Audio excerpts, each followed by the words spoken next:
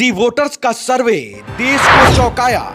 सी voters के सर्वे में है कितना दम, बताएंगे हम। सर्वे देखकर बक्सर से लेकर काराकाट तक की जनता हैरान। क्या सच में बिहार में एनडीए को मिल रहा 33 सीट? क्या एसी में बैठकर बिहार के सियासी तपीस को नहीं भाप पाए सी वोटर्स के सर्वे अधिकारी? 7 सीटों का सच दिखाएंगे हम, सिर्फ और सिर्फ खबर फर्स्ट और एटीएस पे। नमस्कार, स्वागत है आपका खबर फर्स्ट में। मैं आशुतोष पांडे। सी वोटर का बिहार का सर्वे आ गया है। 40 में 33 सीट एनडीए को, 7 सीट महागठबंधन को। लेकिन सवाल है कि जिस सीट को सी वोटर ने इंडिया अलायंस को दिया है, क्या सच में वो सीट एनडीए हार रही है? सवाल इस पे है। खबर फर्स्ट और एटीएस ने 40 के 40 लोकसभा सीट का ग्राउंड रिपोर्टिंग के साथ साथ एग्जिट सर्वे किया है। हम दावा करते हैं कि जो सर्वे में कहेंगे वही रिजल्ट के दिन होगा।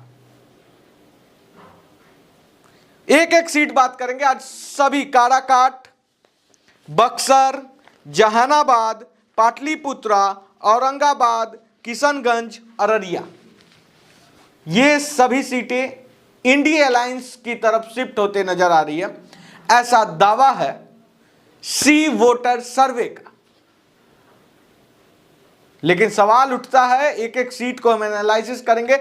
और देखिए, आपके सामने है सारा डेटा, हमारे पास है। यह हमारा खुद का डेटा है, कोई सी वोटर का डेटा नहीं है। हम अपने ग्राउंड रिपोर्टिंग, अपने सर्वे पे भरोसा करते हैं और हम अपने दर्शकों को भी कह रहे हैं कि 4 तारीख को जो नतीजा होगा वही होगा जो खबर फर्स्ट ने कही। एक एक सीट, काराकाट लोकसभा कंस्टिट्यूएंसी की अगर हम बात करें तो यहां से उपेंद्र कुशवाहा एनडीए के उम्मीदवार हैं।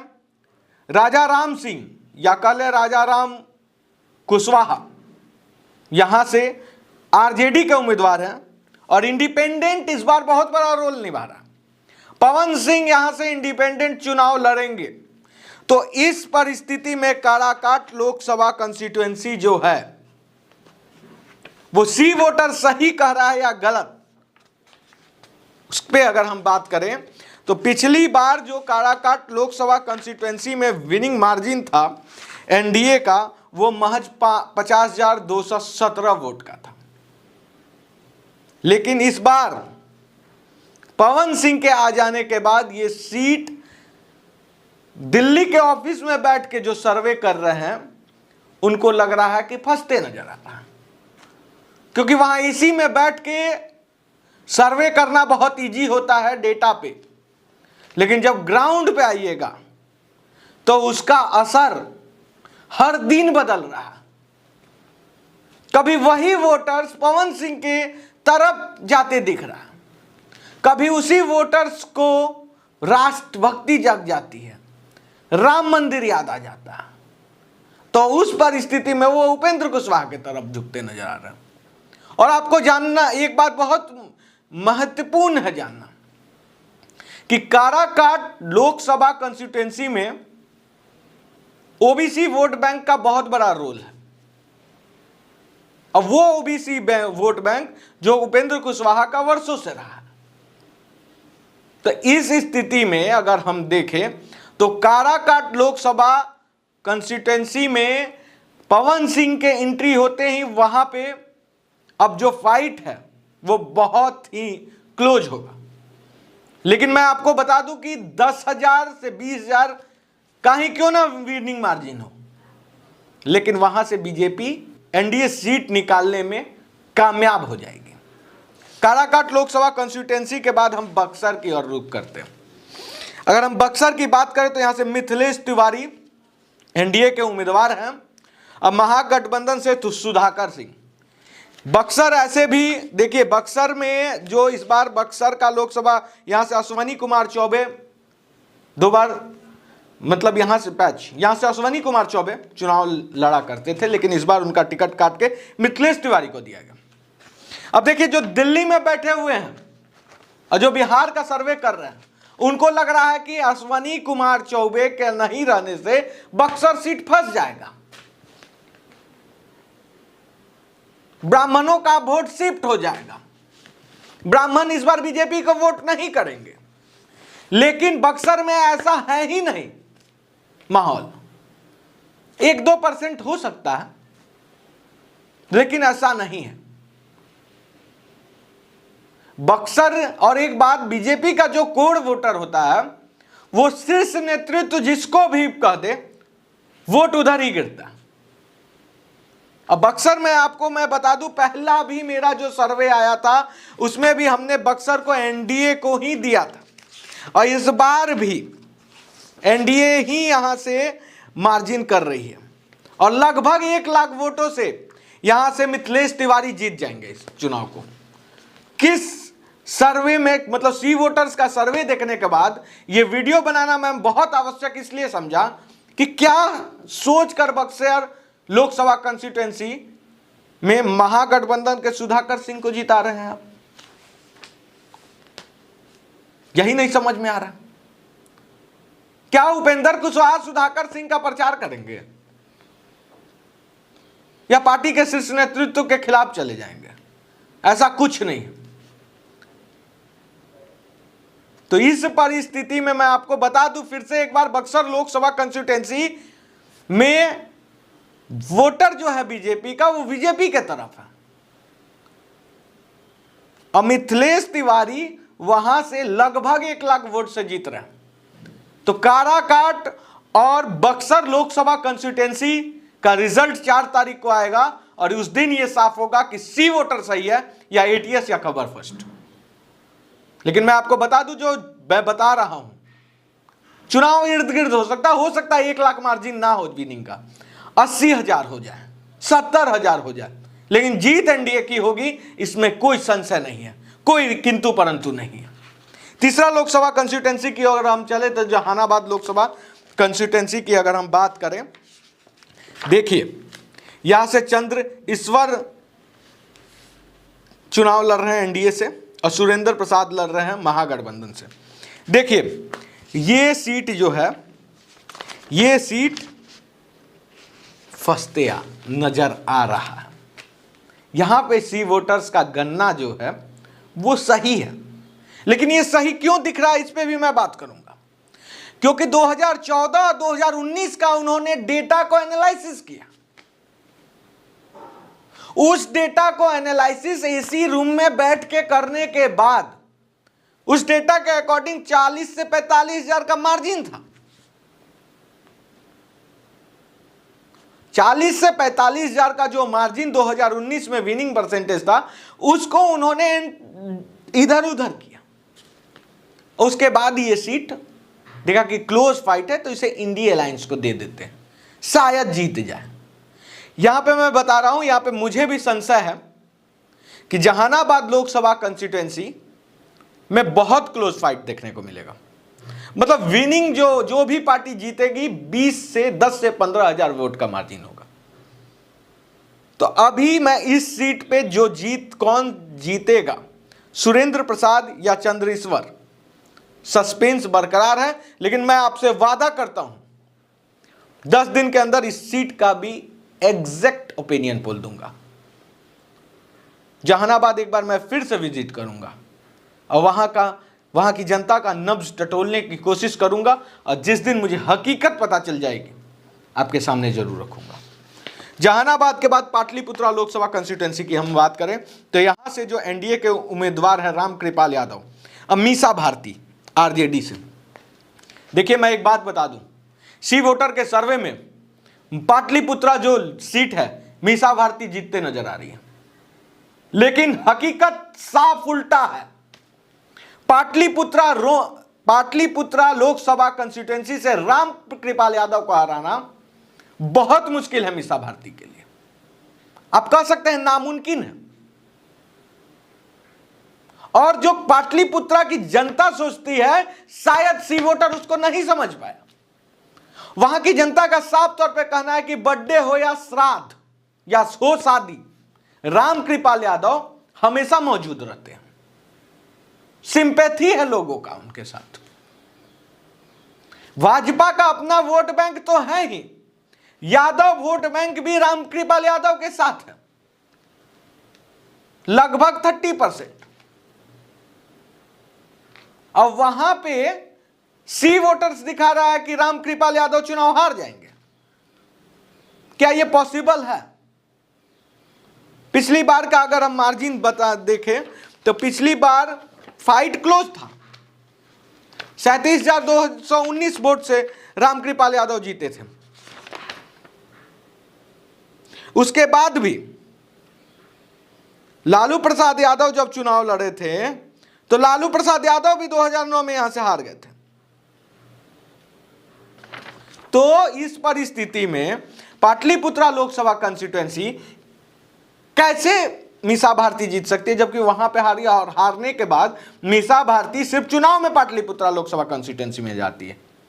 लोगों का यह भी कहना था ग्राउंड में कि हम रामकृपाल यादव को जानते हैं, वो जिधर रहेंगे हम उधर वोट देंगे, क्योंकि वो हमारे शादी में आते हैं, हमारे श्राद्ध में आते हैं, हमारे बच्चे के बर्थडे में आते हैं।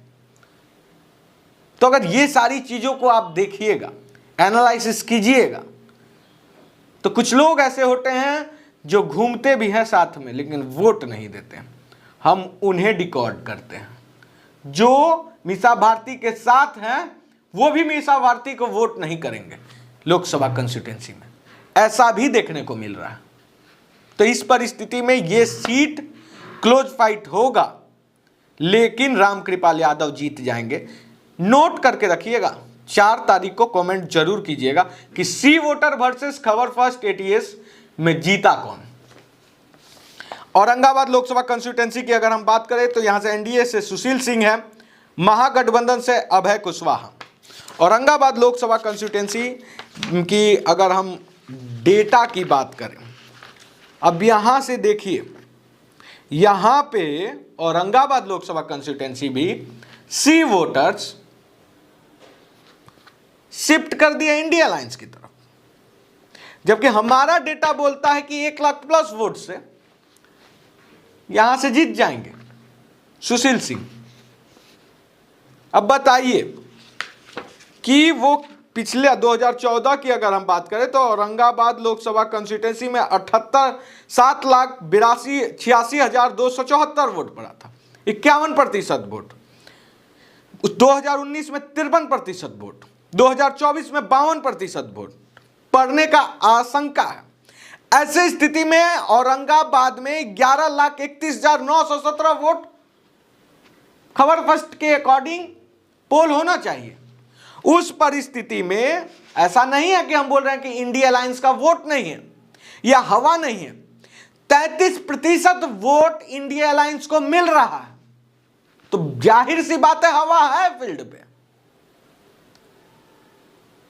उम्मीदवार को लगभग 3,73,500 प्लस वोट मिलेंगे।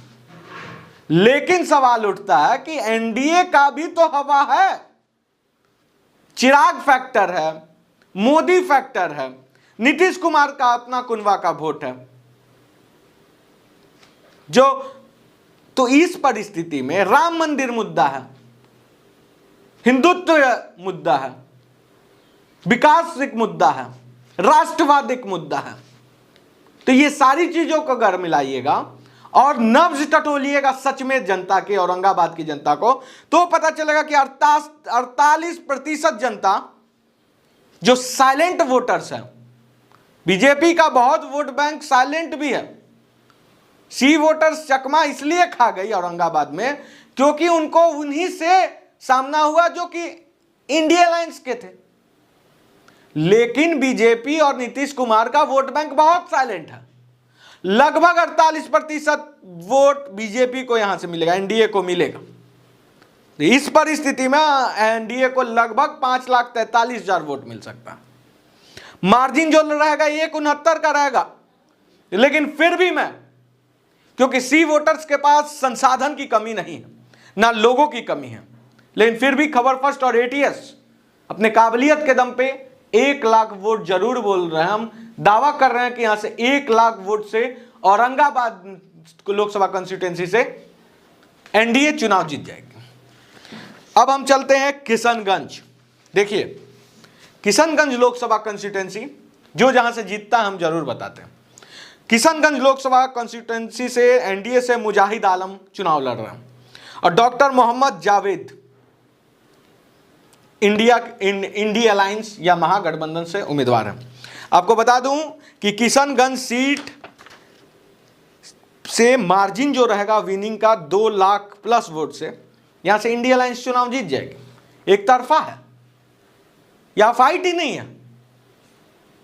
अब यहां पे अगर आप देखिएगा तो पिछले 2014-2019 में लगभग 64% वोट 2014 में पड़ा था, 2019 में 66%। इस बार आशंका है कि 66% से भी क्रॉस कर जाए, लगभग 13,40,000 प्लस वोट पोलिंग हो। और देखिए वहां पे सिंपल होता है, जो हिंदू हैं वो बीजेपी की तरफ शिफ्ट हो जाते हैं और जो मुस्लिम कैटेगरी के हैं वो सीधे इंडिया अलायंस को वोट देते हैं। अदर को 3-4% वोट मिलता है, तो कोई फर्क नहीं होता। तो इस परिस्थिति में यहां से 2 लाख वोट से इंडिया अलायंस जीत रही है।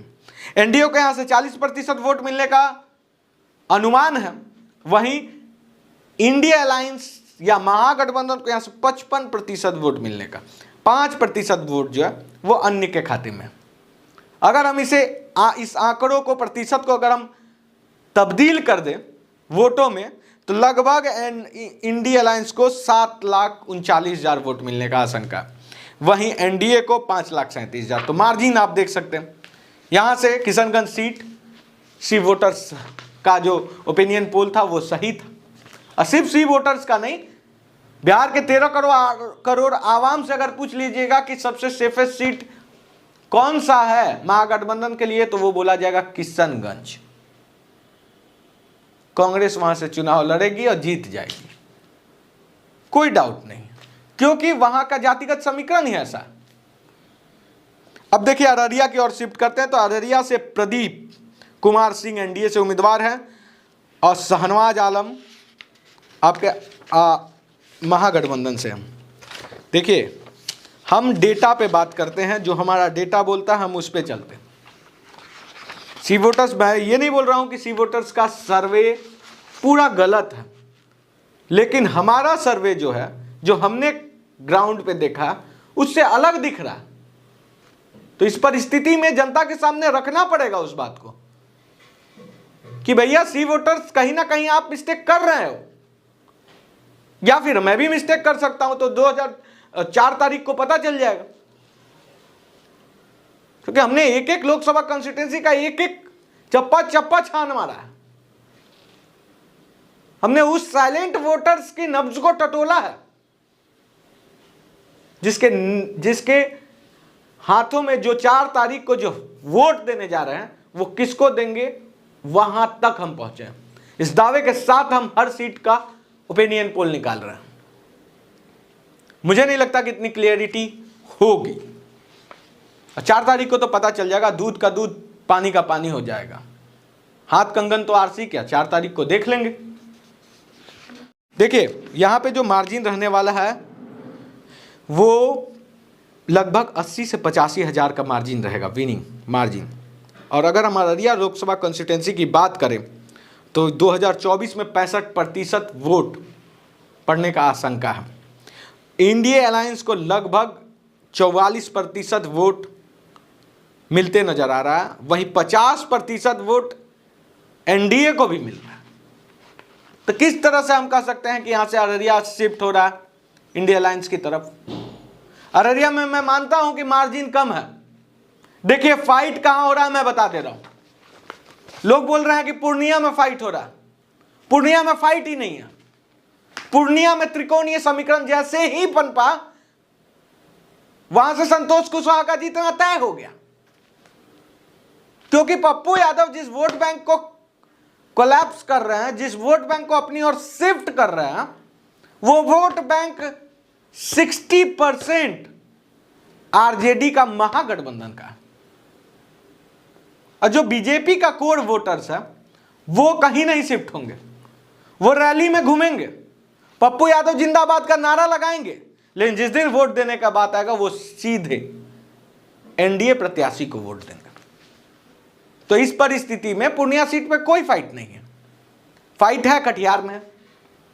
कटिहार में विनिंग मार्जिन 40 to 45,000 के बीच रहेगा और ऐसा कोई बड़ी बात नहीं है कि वहां से तारिक अनवर चुनाव जीत जाए। अब वो चीजें उम्मीदवार क्लियर होने के बाद, निर्दलीय इंडिपेंडेंट कौन कौन है उसके बाद तय होगा कि क्या तारिक अनवर वहां से चुनाव जीतेंगे या दुलाल चंद गोस्वामी। फाइट है। इस सीटों को आपने जिता दिया, जबकि वहां फाइट है, कटिहार में फाइट है।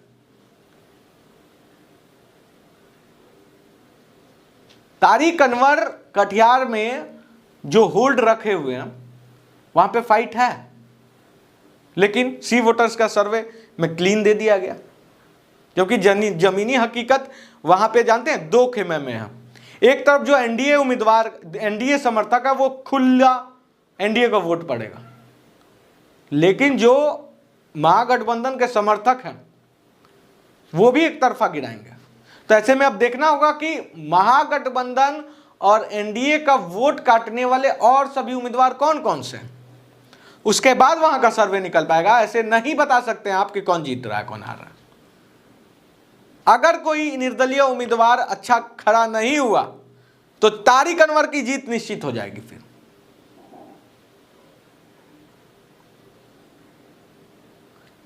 फाइट है, भागलपुर में है फाइट, फाइट है इन सभी जगहों पे। बताएंगे आपको कौन जीतेगा कौन हारेगा। ऐसे तमाम बड़ी खबरों के लिए बने रहे खबर फर्स्ट और एटीएस के साथ, और वीडियो को लाइक शेयर सब्सक्राइब जरूर करें। बहुत मेहनत से हम लोग डेटा बनाते हैं, आप लोग के सामने सटीक ओपिनियन पोल रखते हैं। 4 तारीख को देखिए, एक ब्रांड है सी वोटर्स, तो हम उनसे तो तुलना नहीं कर सकते, लेकिन हमारा डाटा जरूर तुलना करेगा। 4 तारीख को कौन सही है कौन गलत वो आप लोग के सामने होगा। वीडियो एक बार जरूर देखिएगा। 4 तारीख को कमेंट कीजिएगा। निष्पक्ष होकर हम ओपिनियन पोल निकालते हैं, ना स्याही के दोस्त ना सफेदी के दुश्मन। हमें आईना दिखाना काम है, हम आईना दिखाते हैं। जय हिंद।